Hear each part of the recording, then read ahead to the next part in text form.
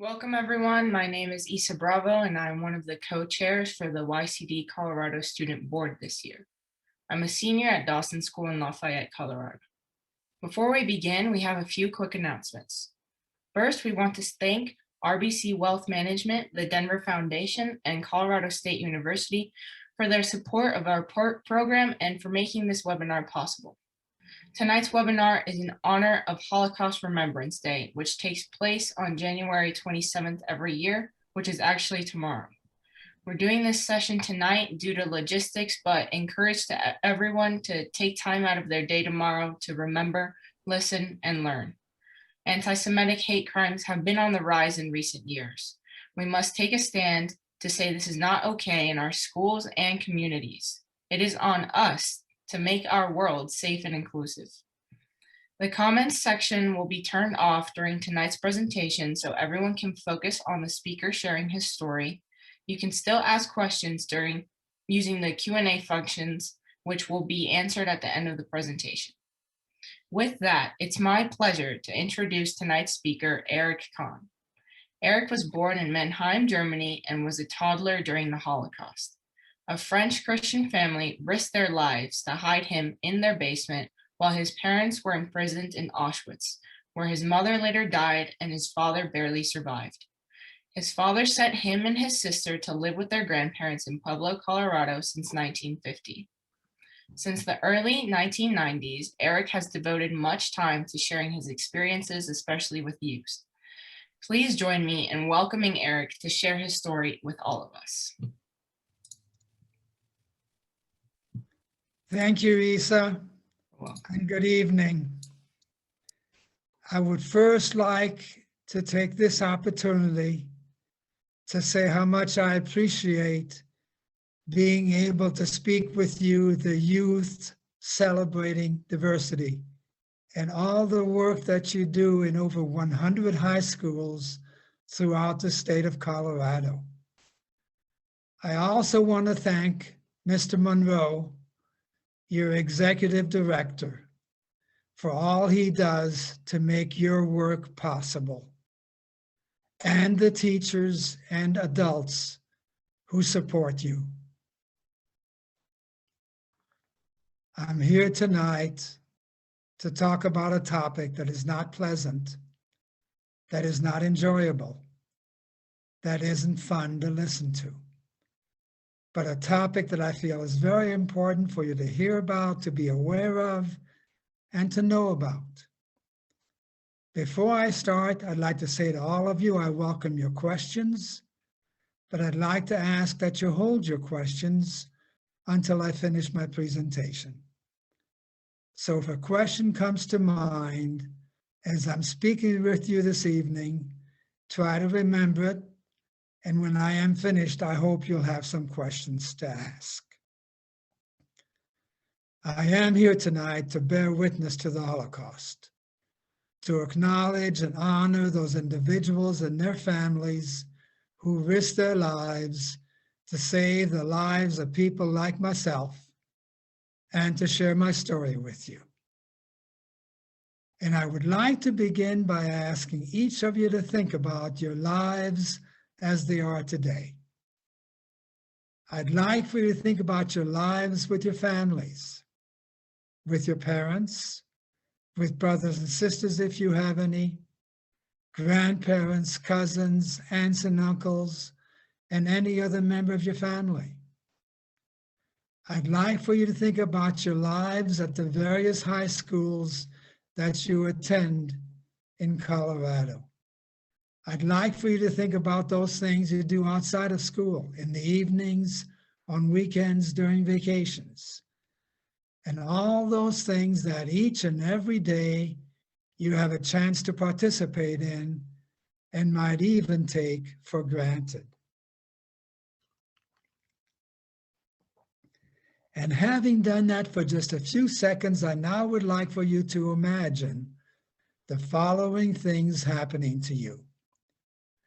I'd like you to imagine that you come back to various high schools that you attend tomorrow. And as you walk into your school, you realize there have been some dramatic negative changes take place overnight. Any of the artwork, any of the pictures, any of the posters you might have seen around your school today are gone. And in their place, you find new artwork, new pictures, new posters that promote discrimination, bigotry, hatred, and violence. I'd like you to imagine as you walk into your classes that the teachers you have had today are also gone. And in their place, you find new individuals who begin class by making a mockery of and attacking your race or your religion. Imagine then your fellow students, your fellow classmates, your friends try to come to your defense. But they are very quickly told they cannot do that. So your fellow students, your fellow classmates, your friends get quiet. They begin to ignore you, they begin to shun you, they begin to also verbally, abusively attack you as a person because of your race or your religion. So you decide to share what's going on at school with your parents. And all your parents can say to you is to get along as best you can, or perhaps talk with a school counselor. So you decide to talk to a school counselor, except the counselor you may have spoken with before is also no longer there at your high school.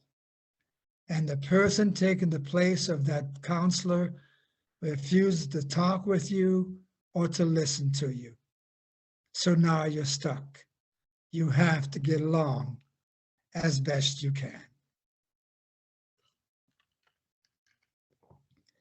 Imagine now some time passes, and that little by little, the activities, the clubs, the organizations, the athletics you might be able to participate now are no longer available to you to participate in. At home, your parents have gotten much more serious and much more concerned. And very suddenly, your mother or your father or both lose their jobs or their careers or their businesses, all because of their race or their religion. As you go to and from school, you see people being physically attacked and beaten in the streets. And most of the population just stands by and lets it happen. More time passes. And now I need you to imagine that those things you're used to doing outside of school, in the evenings, on weekends, during vacations, like going to movies or going to the mall or whatever it is you enjoy doing, you are no longer allowed to do them. You come back to your high school one day and you are told you are no longer welcome there or any other school in your community. And for a few days or maybe a couple of weeks, that might not seem to be too bad because you now have an extra added vacation. But you realize very, very quickly that you miss being there, that you miss the opportunity to learn, that you miss the opportunity with young people with your own age. But you have no choice. More time has now passed. And now I need you to imagine that one night you are awakened out of a deep sleep by some loud noise and commotion outside your home. Then there is a loud knock on your front door. You hear your mother get up and answer that knock.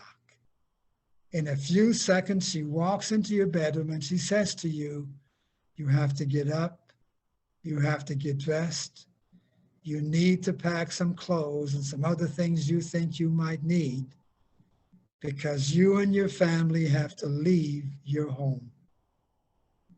You ask her why. And all she can say to you in a very trembling voice is that there isn't time to talk about or to ask why.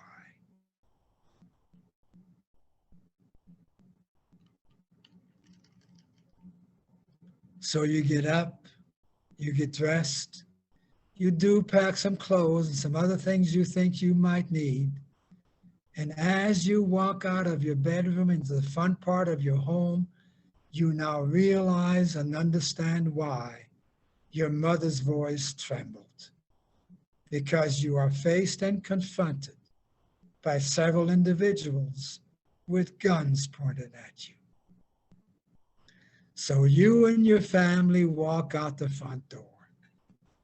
As you adjust to the darkness outside, what you see are some trucks parked in front of your house and up and down your street.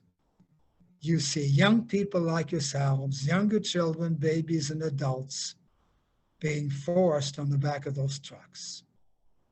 Unfortunately, you also see and you witness some individuals who try to resist, and you see them shot and killed in front of your eyes. So you and your family get on the back of one of those trucks. You are tired, you are angry, you are confused, and you have no idea what's going to happen to all of you next. But you find out in a few minutes, because as those trucks leave the front of your home and leave your street and leave your neighborhood, they drive to the nearest railroad station. And when they get there, they drive up to a very long freight train. And now you and all the others are forced like animals to get into freight boxcars. As you step into your freight boxcar, you can see that there is very little food, very little water, that there are no sanitary facilities of any kind. And a freight boxcar that might hold 50 or 75 people is now crammed full with nearly 200 of you. You cannot sit down, you cannot lie down, you're forced to stand.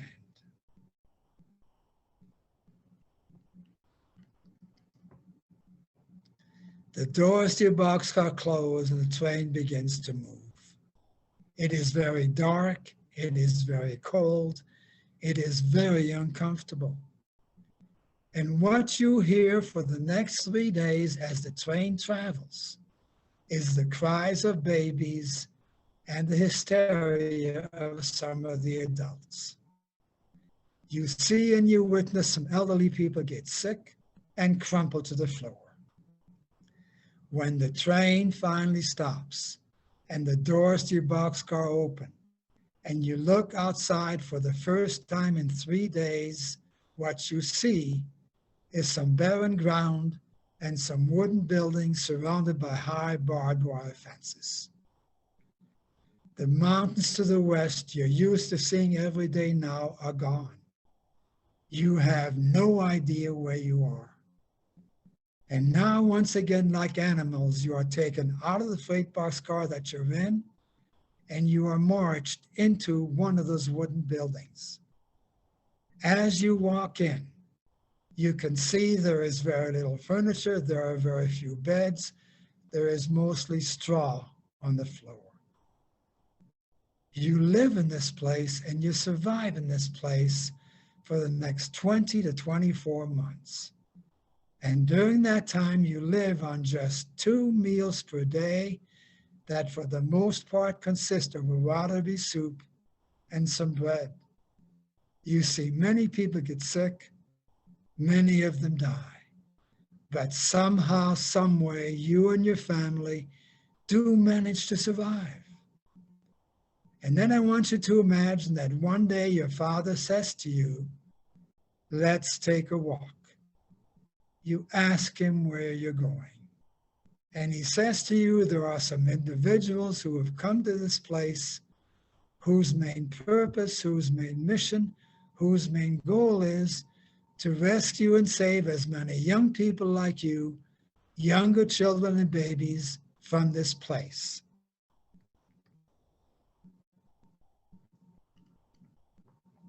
And your dad says to you, he wants you to leave this place with a complete stranger, someone you've never seen before. You ask him if he and your mom are coming with you. And he says to you, "No, we can't." So you turn to your dad and you say to him, "Then I don't want to go either." but you realize by the tone of his voice that what he's asking you to do is something you need to do and you must do. So within a few short minutes, you say goodbye to your dad, goodbye to your mom. You have no idea if you will ever see either one of them again. And you leave this place with a stranger. Now, before I go on, the question is, did this really happen? And the answer is yes. Did this happen to a small number of people, like 50 or 100 or maybe 1,000 people? And the answer is no. This happened to millions and millions of people a long time ago, between 1935 and 1945.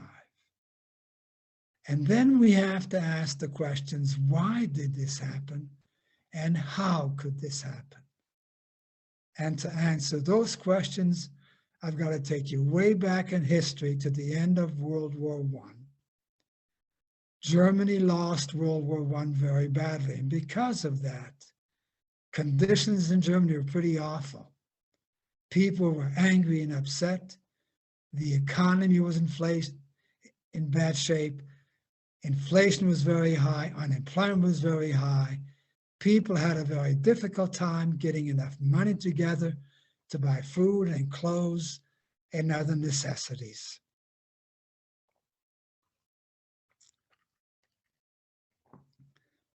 And along came a very evil young man by the name of Adolf Hitler. And Adolf Hitler had some very strong ideas about how to solve and take care of all of Germany's troubles.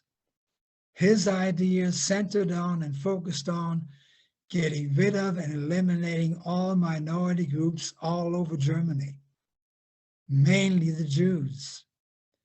So he began to make very hateful, very evil speeches that promoted discrimination, bigotry, hatred, and violence. And in the beginning, very few people listened. The crowds were very, very small. And as a matter of fact, Adolf Hitler was even arrested and put in jail because he himself got involved in violence. During the time he spent in jail, Adolf Hitler wrote a book. The book was called Mein Kampf, or My Struggle. And in that book, he wrote about and he outlined what he would do if he ever came to power in Germany. When he got out of jail, he went back to making those hateful, evil speeches. And unfortunately, little by little, the crowds began to grow. And then he formed the Nazi Party, along with 6 other evil men, a very small group of 7 people. Now, why is that important? Well, it's important because those 7 evil men grew in numbers to be hundreds, and then thousands, and eventually millions of Nazis. And in less than 20 years, they had created and caused what today we know to be the Holocaust, which turned out to be the killing of more than 11 million innocent people. 11 million innocent people. Now that's a very, very large number. But if you could try to think about or possibly imagine every one of us living in the state of Colorado today, every man, every woman, every young person like you, every child living in our state today, and if all of us were to die tomorrow, more than twice as many people died in the Holocaust as live in the whole state of Colorado today.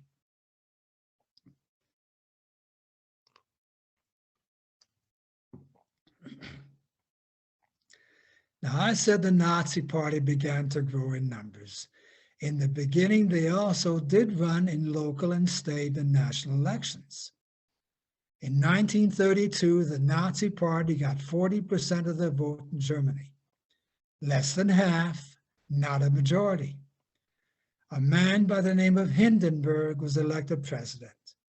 President Hindenburg was not a Nazi, but he was 85 years old and in very bad health. On January 30th, 1933, President Hindenburg made a very fatal mistake. He appointed Adolf Hitler as Chancellor of Germany, which at that point in time gave Adolf Hitler and the Nazi Party unlimited powers. And then in August of 1934, President Hindenburg died, and Adolf Hitler and the Nazi Party seized complete control and power in Germany. And all those things I spoke about a few minutes ago began to happen. Students like yourselves lost the right to participate in school activities, school clubs, school organizations, school athletics, eventually lost the right to go to school. People like your parents lost the right to vote, lost their jobs, careers, businesses. People were physically attacked and beaten in the streets, and most of the German population just stood by and let it happen.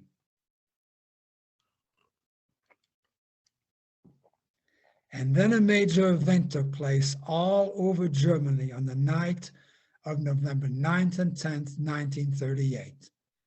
The event was called Kristallnacht, or the Night of the Broken Glass.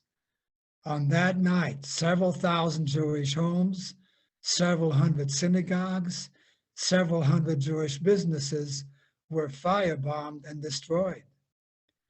Thousands of people were injured. Hundreds were killed. And this time the world stood by and let it happen. So why am I here this evening talking about this? And what have I got to do with any of this? Well, let me say I speak to youth like you quite often. And I do that because there are individuals and organizations in our world today, some in our own country, some in our own state, some in our own communities, who are trying to rewrite history, who would deny the Holocaust ever happened. And I'm here to say to you, it did happen. And as a young child, I was there.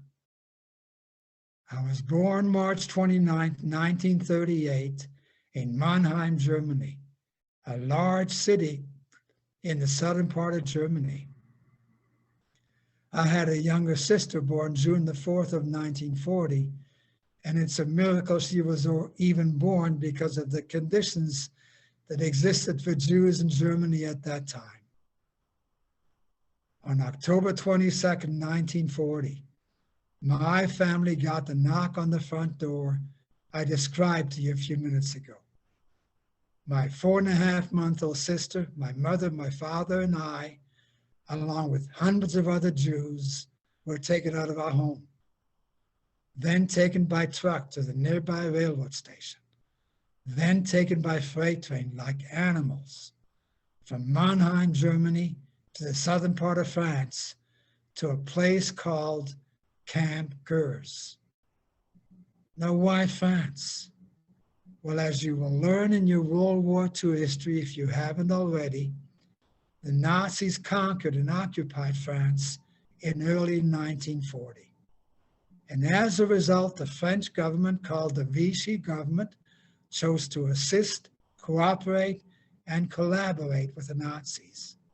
And one of the things the French government did was to build a large number of holding and detention camps all over France, places for people like us to be taken to until the Nazis could decide what to do with us next. So my family arrived by freight train at Camp Gurs on October 25th, 1940. The first winter we were there were 12,000 men, women, young people like yourselves, children and babies in this one holding camp alone. Of those 12,000 people, that very first winter, more than 1,000 died of starvation, disease, or froze to death. Somehow, some way, my parents were able to keep us alive. And I have no idea how my mother kept my 4.5-month-old sister alive, but she did. We lived there, we survived there until August of 1942.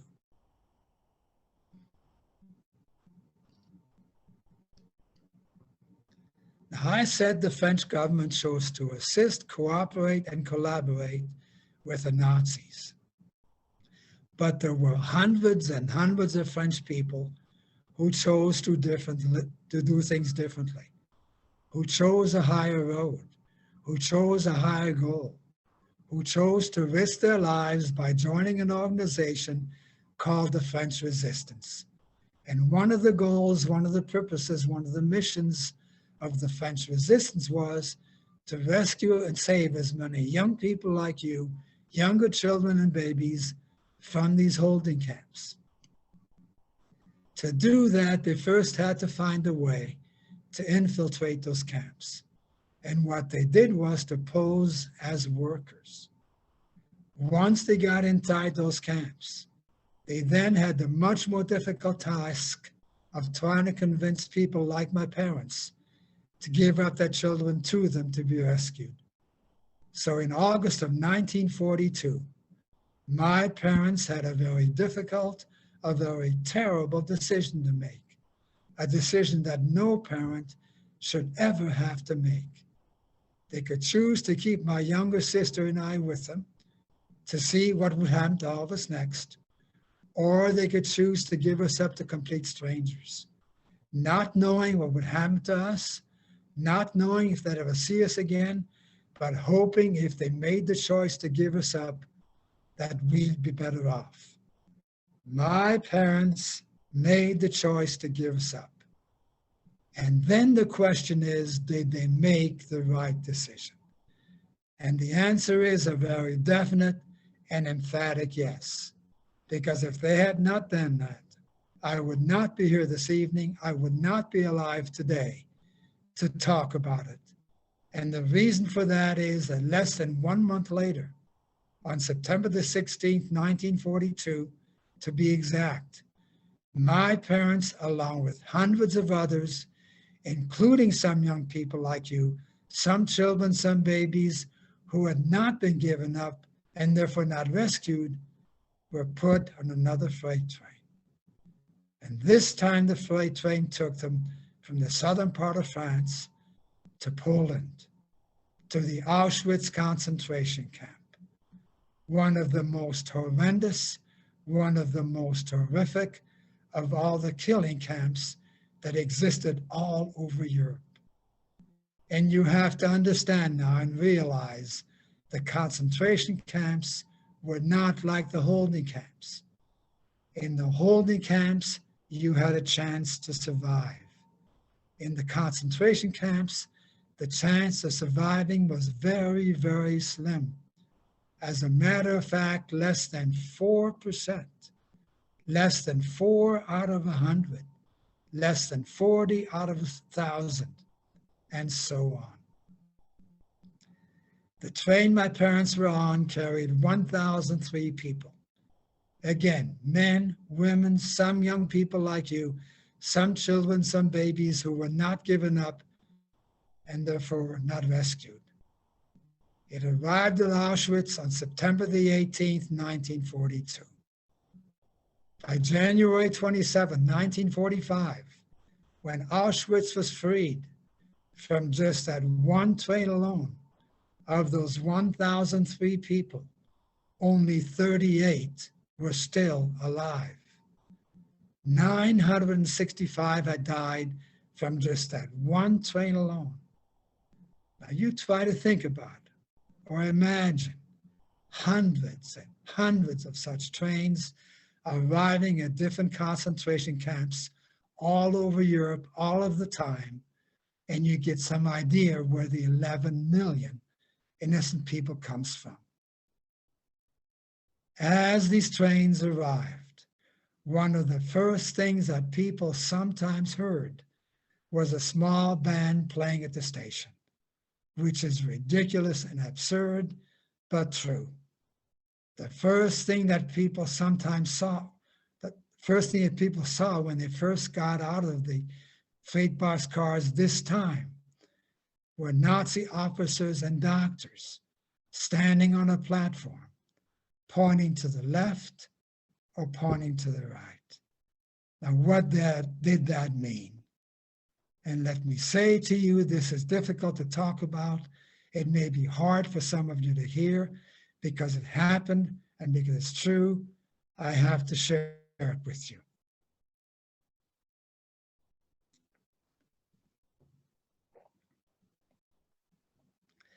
If you're under the age of 12, 13, or over the age of 55 or 60, or you look to be in bad health, or you might have a physical handicap, or maybe the Nazi officer just didn't like your look, you were sent to the left.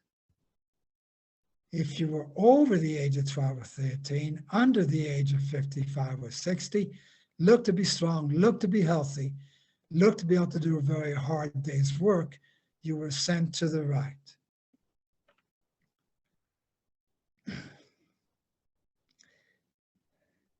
Now, this is the hard part. If you were sent to the left by a Nazi doctor, what that meant was that you would have medical experiments performed on you without anesthetics. If you were sent to the left by a Nazi officer, it meant you would die that day. And the first thing that happened to you was all of your clothes were taken away, all of your hair was shaved off, and you were told you're being sent to the showers to be cleansed. You were also told, and this was a mean trick, to watch where you hung your clothes. And instead of water coming out of the faucets, gas spewed out. And within minutes, people died a horrible, horrible death. So they never had a chance to pick their clothes back up. If you were sent to the right, you were given a chance, at least for a while, to survive in Auschwitz. And if you were lucky and you had some musical talent, you might even get a chance to play in that small band to welcome future trains, which again is ridiculous and absurd, but true. Or you might get to be a seamstress or a carpenter or a janitor or some such job. But for most of those sent to the right, that is not what they had to do. They now lived on just one meal per day, for the most part consisting of wallaby soup and some stale bread. The kinds of jobs they had to do were to dig mass graves, to pull the dead bodies out of the gas chambers and throw them in those graves, and much, much worse. The day the train arrived with my parents on it, my father was sent to the right and given a chance to survive in Auschwitz. And he turned out to be one of the 38 still alive on January 27, 1945. He lived through it, he survived it, he did whatever horrible, horrible things he had to do to make it. That same day, my mother, at the age of 29, was sent to the left. And she died that day. She had never committed a crime. She had never hurt anyone. She was killed because she was Jewish, period. No other reason.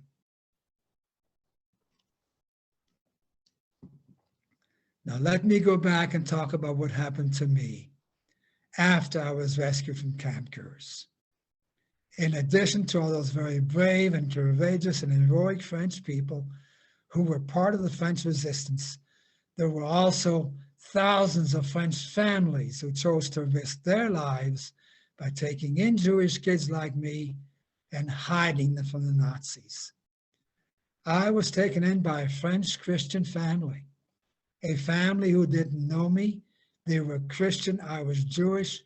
They had absolutely no reason to take me in and risk their lives to do so, but they did. They chose to hide me in their basement, and I lived in the basement French Christian rescue family from August of 1942 to the spring of 1944.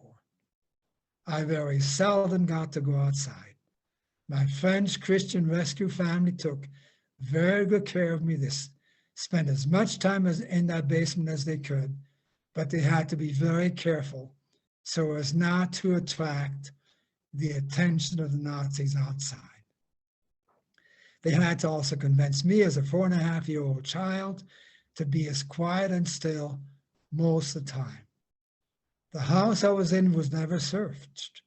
Therefore I lived, and I owe my life to my French Christian rescue family. By the spring of 1944, when the Nazis no longer occupied that part of France, I was reunited with my sister. I had not seen her in more than a year and a half. She and I got back together in an orphanage outside of Paris, where we lived from the spring of 1944 to the fall of 1946. My father, who had survived Auschwitz and all of its horrors, had gone back to live in Germany, and he spent from the summer of 1945 to the fall of 1946 searching for us, tracing us, and yes, finally finding us in the orphanage outside of Paris. So in the fall of 1946, my sister and I were reunited with my father. He had survived Auschwitz, and physically he was okay. But as a person, he lost an awful lot. He never, ever spoke about his experiences or what he had to do to survive. He told us a mother had died. He would not talk about what happened to her. There were no pictures of the family around the house.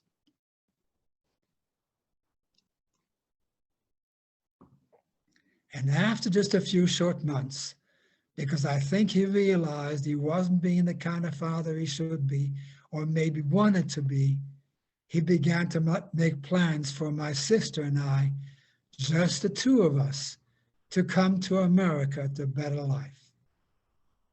And it has been a good life for us. We arrived in Colorado in the spring of 1950. In the beginning, we lived with my grandparents in Pueblo, Colorado. They and my mother's 5 brothers and sisters, my aunts and uncles, had gotten out of Germany in 1939. They promised us they would do all they could to get us out, which of course did not happen. So my sister and I lived with my grandparents in Pueblo for 3 years. They got too old to take care of us. They retired to New York. They sent my sister and I to Denver. My sister lived in 2 foster homes that did not work out for her. I lived in 1 foster home that did not work out for me. So we both wound up in an orphanage in West Denver, where we lived until we each graduated high school. I went on to the University of Colorado in Boulder, graduated from there, started my career, got married, and raised a family. And for this evening, that's where I'd like to stop with my story. Before I ask for your questions, and I hope you'll have some questions to ask, I'd like to say a couple more things to you. Even though I believe because of who you are and what you do, these statements really are necessary. In any case, if you get nothing else out of my presentation this evening, I'd like you to remember that one very evil man, Adolf Hitler, and then 6 others, a very small group of 7 people, were able to create and cause the Holocaust, which once again turned out to be the killing of more than 11 million innocent people. Of those 11 million, more than half, 6 million were Jews. But it's important to also realize that there were 5 million others, those of other minority groups, those who did try to resist Hitler, those who took it in Jewish kids like me and were discovered and sent to concentration camps to die.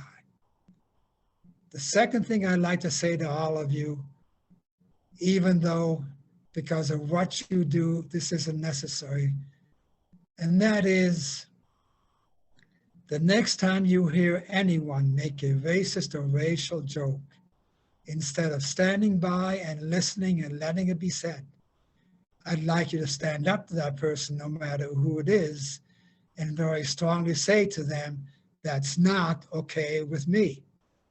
And if each of us will do that over and over again, we can make our schools, our neighborhoods, our communities, our state, and our country a better place in which to live. And now I welcome your questions. And Isa, how much time do we have for questions? I think around 15 minutes. Is that right, Caleb? Okay. Yep. So any questions from any of you?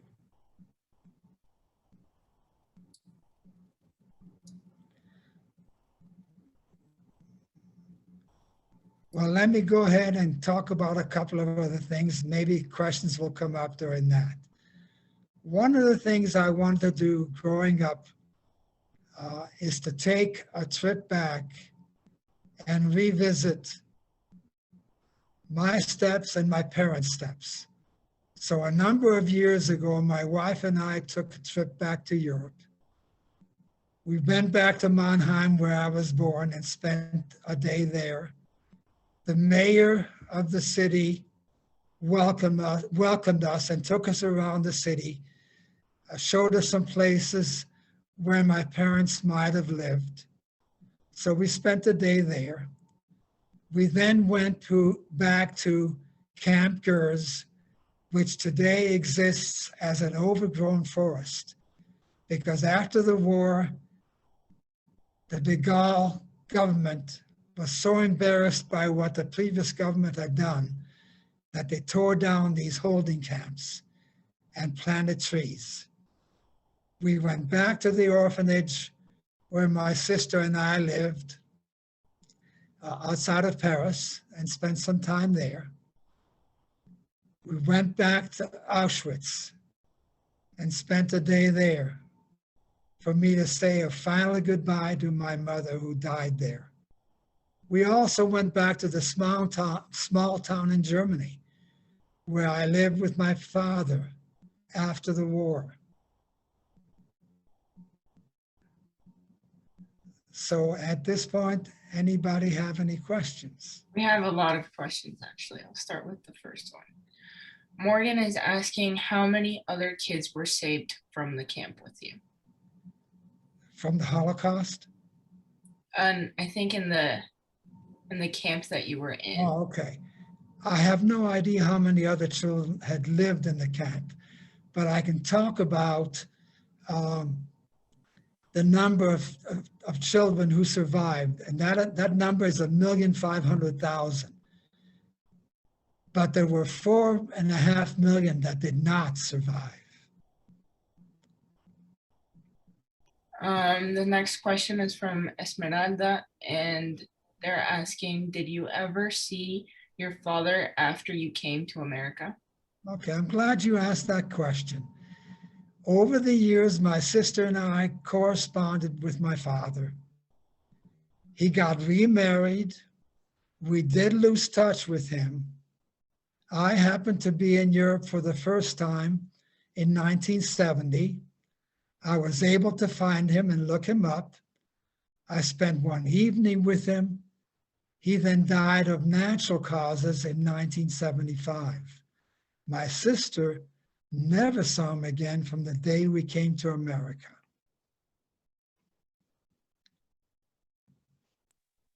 Corey is asking, do these things change how you view life? How I view life, sorry. Well, let me say to you that I try to be an optimistic person. I try very hard to live by the golden rule, although I'm not always successful, by treating others as I would want them to treat me. I hope that answers the question. Emily is asking, did you ever reconnect with your French Christian family in the years that followed? I am so glad you asked that question, because over the years I have searched and researched to try and find my French Christian rescue family. When we went, I should have mentioned that we also went back to the small town where I was hidden when we took this trip. When we went there, my wife and I met with the mayor there as well, and with the town historian. At that point in time, they had done some research for us because I had written to the mayor ahead of time. They were not able to find any trace of my French Christian rescue family. Interestingly enough, just a few months ago, I got an email from a woman living in Tulsa, Oklahoma. And she said that she thought that based on an email she had gotten from the mayor in this small town, that they had found someone who might have saved me. It turned out to be a man as opposed to a family. So it turned out not to be the case. And I have given up in trying to find my French Christian rescue family, because I have always wanted to thank them for what they did and for the heroic people that they were to save my life. Eli is asking, why are neo-Nazi events such as Charlottesville increasing, and how should they be handled by society? Well, the fact is that much is changing in our world. Not just supremacists and neo-Nazis and other hate groups exist, not just all over the world, but in our own country, in our own state, in our own communities. Just over the last weekend, flyers were distributed in Arvada and Denver with anti-Semitic statements on those flyers. And of course, I'm sure all of you have heard about the attacks on synagogues, most recently in Covyville, Texas, in which 4 hostages were taken. Fortunately, with the rabbi's help, they were all able to escape, and the terrorist who took them as hostages was killed. Other questions? Did your sister get married? Okay. I'm glad you asked about my sister. And let me talk about her. Like myself, she graduated high school. She got married right out of high school. She raised 3 sons. After that, she also went to University of Colorado in Boulder, graduated from there, got a master's degree, went on to earn a PhD, which is very, very difficult to earn. She moved to Washington, D.C. 14 years ago, she contracted a very terrible disease called Lou Gehrig disease, which takes complete control of your body. And she died 13 years ago. And I really, really miss her. But I thank you for asking about her. I'm very sorry for your loss. Thank you, Isa. Thank you. The next question is, I believe I heard you say that you have been speaking about your experiences since the 1990s. What caused you to decide to speak out? Good question.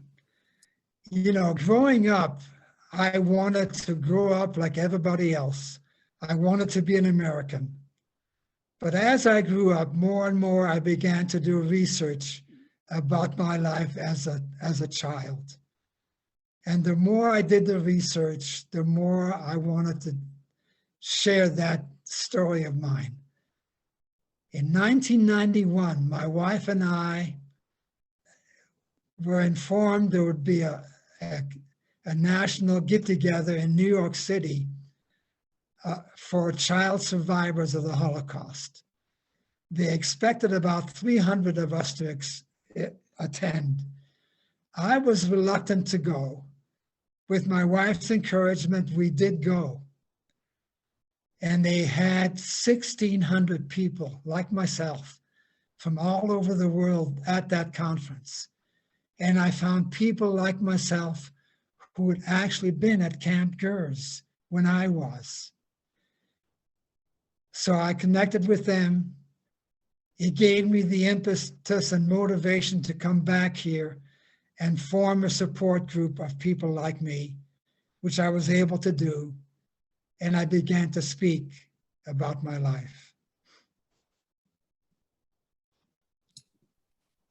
Andy is asking, what can we do to make sure what happened to you doesn't happen to anyone else? Other than standing up for people the way you said, it seems like there is so much hate today and it is accepted. People who stand up for others are bullied. How can we stop the cycle?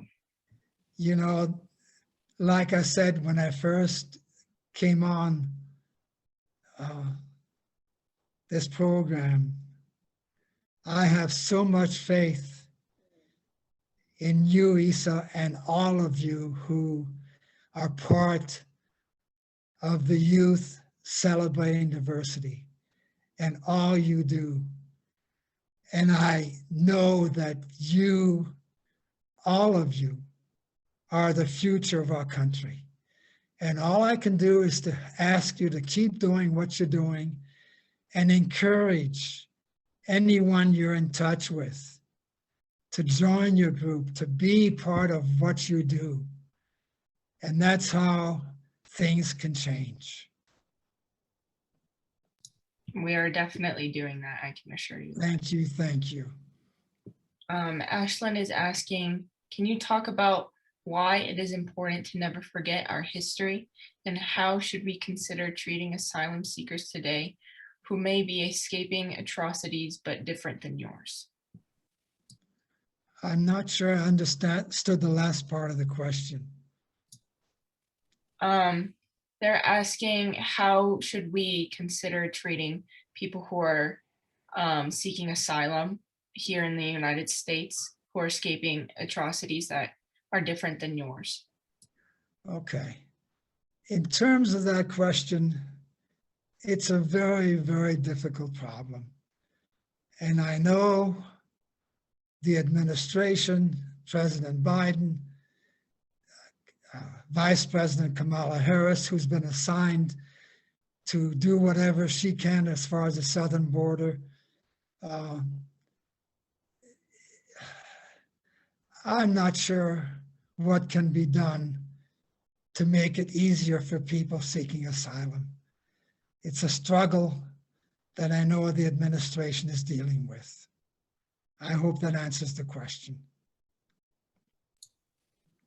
Lauren is asking, what qualities do you think your father possessed that helped him to persevere through Auschwitz? For him to survive? Yes. You know, as I saw him when my sister and I were reunited with him in 1946, he was a very strapping, strong, physically individual. I have some thoughts that may not be very good thoughts about how he might have survived. So I really don't have an answer to that question. Gio says, I feel compelled and honored to have had the opportunity to listen to your story. Our family visited Terezin in the Czech Republic a few years ago, and the visit was really impactful. With gratitude and respect, I would like to know, how did you cope emotionally with your Holocaust experience? Well, let me first say that over time I've had some therapy, but most importantly, I have a very supportive wife and two sons, and they are the anchor in my life. I hope that answers the question. Lorenzo is asking, what you described in Germany seems to be happening now in our country. Would you agree? Would you repeat the question? What happened in Germany seems to be happening now in our country. Do you agree with that? Oh, I hope I understood the question correctly.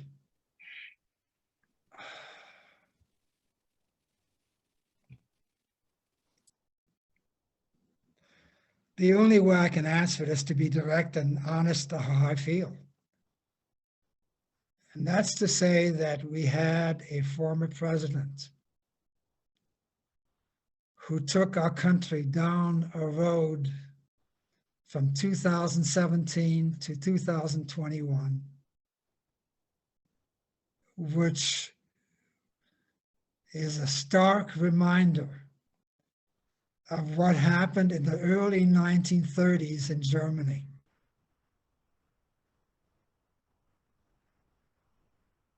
He started off his presidency by calling the media the enemy of the people. He took in people into his administration who were racist and anti-Semitic. He attacked verbally anybody who disagreed with him and continues to attack anybody who disagrees with him.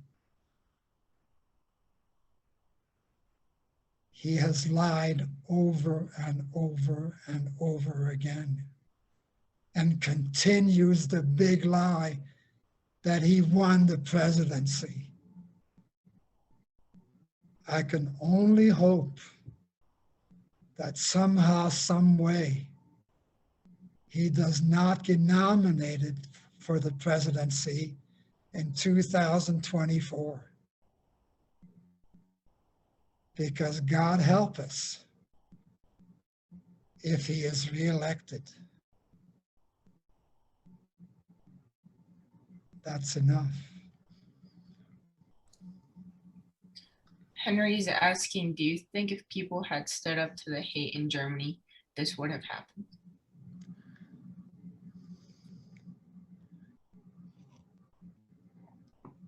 I think if people early on had stood up, had not allowed Hitler to gain power, that things could have changed differently, yes. But unfortunately, the German people were so unhappy. The economy was in such bad shape that the people of Germany were ready for someone like Adolf Hitler. And I just hope that the people who today support our former president, and there are millions of them, that many of them will see the light and begin to change the mean theories that they espout so we can make and continue to shape this country the way it should be as a democracy. I can't help saying what I am. The next question is, are there any movies or documentaries that you recommend to learn more about this? I do. There's a movie called Schindler's List that came out a number of years ago. Schindler was someone who, through his business, was able to save 1,000 Jews. And the movie depicts what happened in the Holocaust, So I would recommend Schindler's List. It's a good movie that shows how the Holocaust came about, how one man was able to save 1,000 Jews. So I recommend it. Andy is asking, did what happened to you, your family, and your whole community make your faith stronger or weaker? Do you practice any religion now? Let me say to you that I am Jewish. I do not practice my religion.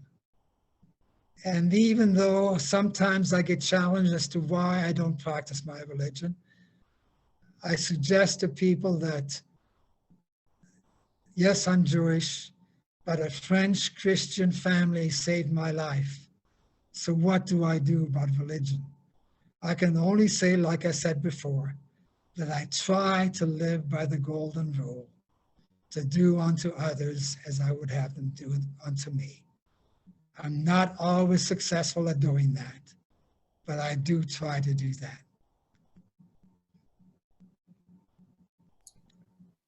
There's another question in the chat, and it was, did you have a best friend at that time, and what was their name?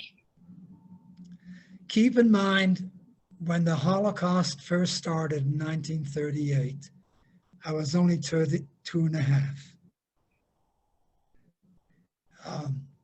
When we were deported in 1940, I was just 4 and a half. So no, I did not have a best friend at that point in time. Those are all the questions we have. I just want to thank you, along with everyone, so much for your time. And we really, really do appreciate you being so open and vulnerable with us. Thank you so much for sharing your story.